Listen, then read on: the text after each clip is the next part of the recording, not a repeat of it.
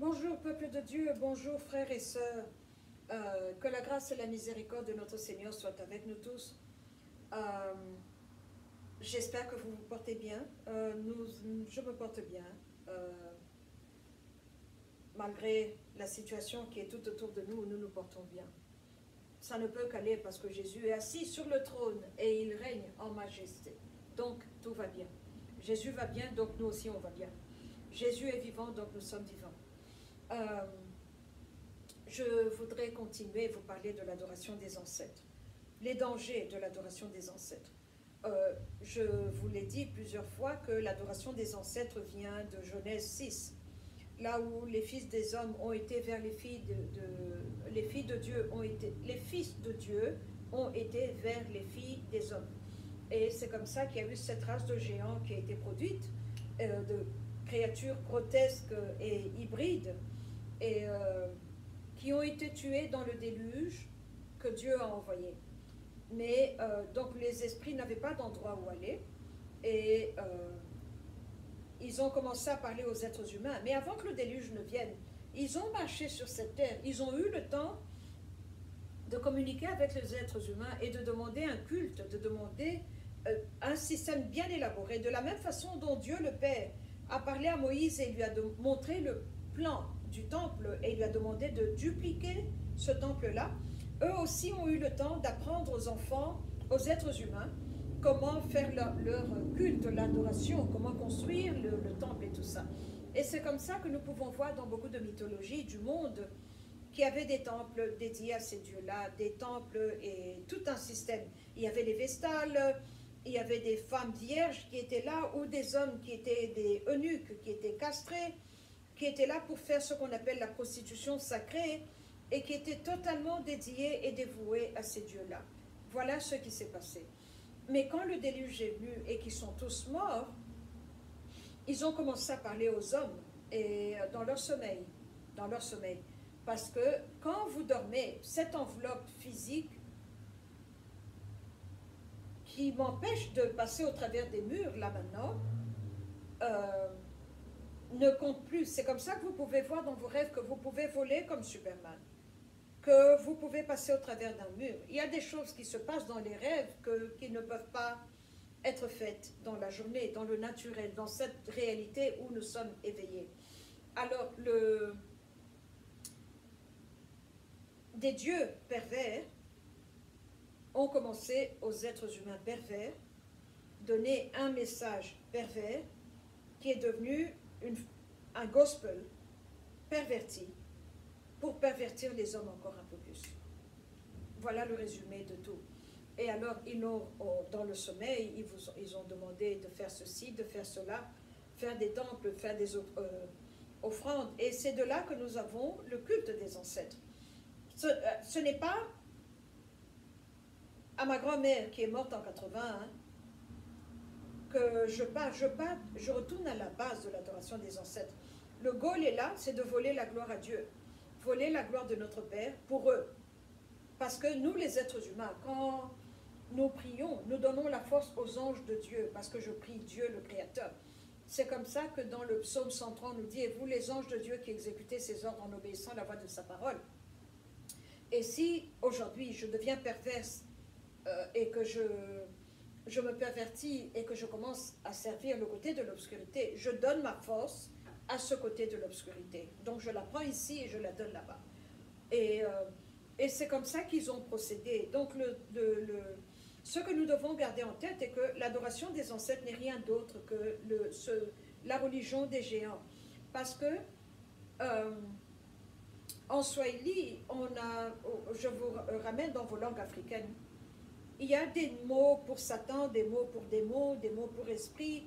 On a des mots, notre alphabet est bien établi, mais pour démons, on dit muzimu en Swahili, d'où je viens, du Katanga, on dit muzimu. Et muzimu veut dire esprit. Mais de quel esprit nous parlons?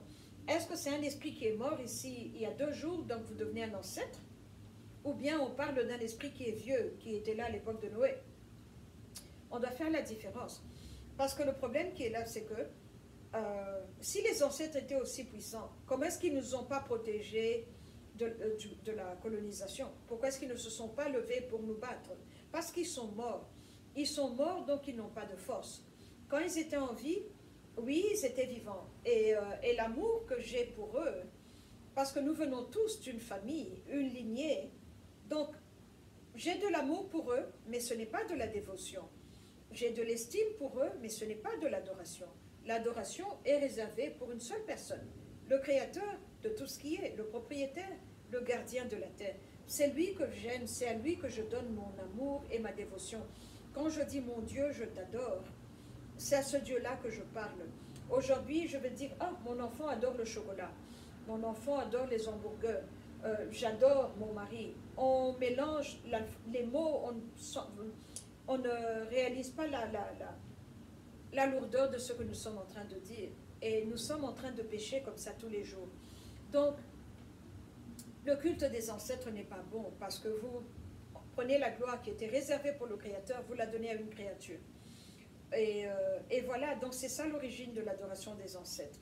Ces esprits morts qui ont besoin de notre lumière, qui ont besoin de notre vitalité, qui ont besoin de nous pour qu'on leur ouvre la porte pour qu'ils puissent venir monter ici au-dessus, qu'ils puissent manger avec nous et boire. Et souvent, là où il y a l'adoration des ancêtres, il y a ce qu'on appelle mari et femme de nuit.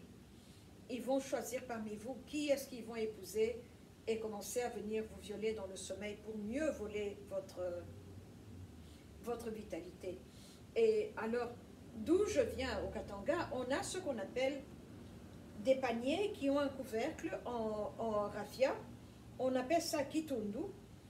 Regardez dans vos langues comment vous appelez ça. Ou bien on prend le lungo. Vous voyez quand les mamans nettoient le riz ou les arachides, il y a d'autres personnes qui ont les deux. Mais moi, j'avais un panier, un kitundu. Et dans le kitundu, la façon dont on fait, on bat le tam-tam jusqu'à ce que la personne tombe. Elle commence à... Il y a une manifestation et on commence à demander à l'esprit, qui es-tu? Qui es-tu? Qui es-tu? Et les esprits se citent. Et généralement, ils sont 7. Or, dans Matthieu 13, je crois, Jésus nous dit que quand vous nettoyez une maison, vous chassez les esprits, il va les rôder et ramener 7 autres esprits plus forts qui vont venir dans la maison pour voir s'ils peuvent la récupérer. Nous devons vraiment faire attention. Je suis en train de comparer et d'étudier. Il y a beaucoup de sororité, beaucoup de fraternité sur le continent africain. Oui, on a entendu parler du vaudou, Odou, Ifa, Ifé, Yoruba. Il y en a plusieurs autres. Il y en a plusieurs qui sont vraiment secrètes et underground. Et vous devez être initié à ça pour savoir qui ils sont. Mais en les observant, en regardant leur culte et leur façon de faire, on peut identifier l'esprit qui leur parle, qui est leur papa. Et ils vont vous dire qui est notre père, parce qu'on a beaucoup de papas. Nous n'avons pas tous le même papa. Donc voilà les dangers de l'adoration des ancêtres, parce que vous ouvrez la porte à la mort et vous chassez la vie de Dieu. Il y a une vidéo que j'avais faite et il y a une dame, une African-American, qui m'a écrit, qui m'a dit « Je suis African-American. Pourquoi est-ce que tu me demandes de prier Jésus alors que mes ancêtres ont souffert plus que Jésus ?» J'ai failli faire tomber mon téléphone quand j'ai lu la question. Oui, le mal qu'on a subi, nous, les enfants de l'Afrique, là-bas sur le continent africain, ça nous a affectés d'une manière. Ceux qui étaient emportés dans la diaspora ont été affectés d'une autre manière. Quand vous allez au Brésil, ils ont leurs problèmes. Vous allez ici aux États-Unis, ils ont leurs problèmes. Et partout est-ce qu'on nous a emportés. Mais c'était des êtres humains qui ont souffert. Et Dieu nous a dit, à moi la vengeance, à moi la rétribution. Alors, dire que parce que mes ancêtres ont souffert 400 ans, ce qui est vrai, les mots humains ne suffisent pas pour expliquer la plénitude du mal qu'ils ont subi. Mais retournons à Deutéronome 28, tout le chapitre. On a fait du mal à notre Père. Adam, le premier humain, a été créé avec le sable. Il était un homme mélanisé. La terre a été donnée aux hommes mélanisés. L'alliance que Dieu le Père a faite, c'est avec les hommes mélanisés. C'est pour ça que nous sommes persécutés d'une manière particulière. C'est pour ça que nous sommes attaqués d'une manière particulière. Et C'est pour cela qu'ils ont besoin d'avoir des noirs, des personnes brunes. On n'est pas noirs comme cette télécommande ou comme ma jupe. On est des personnes brunes, mais on nous a appelés noirs. Et ce qui est noir n'est pas bien. Mais on a besoin d'avoir des noirs dans toute structure, dans la fondation, pour qu'elles puissent s'asseoir ici sur Terre. Regardez comment est-ce que les noirs sont bombardés rien que par ce message de dire qu'un homme peut être avec un homme. Je viens de lire sur la couverture de Elle Magazine de cette semaine qu'il y a 2 mannequins soudanaises qui sont mariées, 22 ans et 24 ans je crois, et elles s'embrassent sur les lèvres sur la couverture. Mais c'est pour briser notre esprit, c'est pour nous ramener en arrière et nous faire accepter ce programme-là.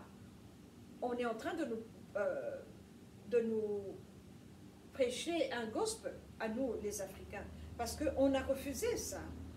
Et donc, nous devons faire attention. Nous devons faire attention. Et donc, Deutéronome 28 nous explique qu'on a péché contre notre Dieu, et c'est pour ça qu'on s'est retrouvé ici. Et quand vous regardez maintenant, quand je prie et que je vois comment la Chine, l'Inde, donc les Chinois qui viennent sur l'Afrique, sur le continent, les Indiens, les Européens, les Américains, tout le monde veut l'Afrique pour ce que l'Afrique a, mais pas les Africains. On veut la terre, mais si on peut éliminer les Africains, oh, ça serait formidable. Mais il y a un Dieu qui existe. Alors nous devons vraiment savoir et bien choisir, parce qu'on ne peut plus continuer à faire l'adoration des ancêtres, donner la gloire à une créature au lieu de la donner à Dieu le Créateur. Voilà où est-ce que nous en sommes, voilà ce que l'adoration des ancêtres fait, parce que ça tue quelque chose en nous, et ça nous garde dans un endroit où on n'a pas de compassion, on n'a pas de pitié, et voilà les conséquences. Voilà les conséquences, donc, et les dangers de l'adoration des ancêtres. Voilà ce que je voulais partager avec vous. Que Dieu puisse vous donner le discernement de bien choisir, de bien savoir, et de bien poursuivre son programme et son agenda. Voilà ce que je voulais partager avec vous, et que nous devons choisir. Comme Josué avait dit, choisissez en ce jour qui est-ce que vous allez choisir. Moïse l'a dit, choisissez qui est-ce que vous allez choisir. Et finalement, Josué dit, et quant à moi et à ma maison, nous allons servir l'Éternel. Nous devons savoir choisir qui est-ce que nous allons servir. Voilà une autre portion du danger des ancêtres, et je vais continuer, il y a encore beaucoup de choses à dire. Merci beaucoup, que Dieu vous bénisse.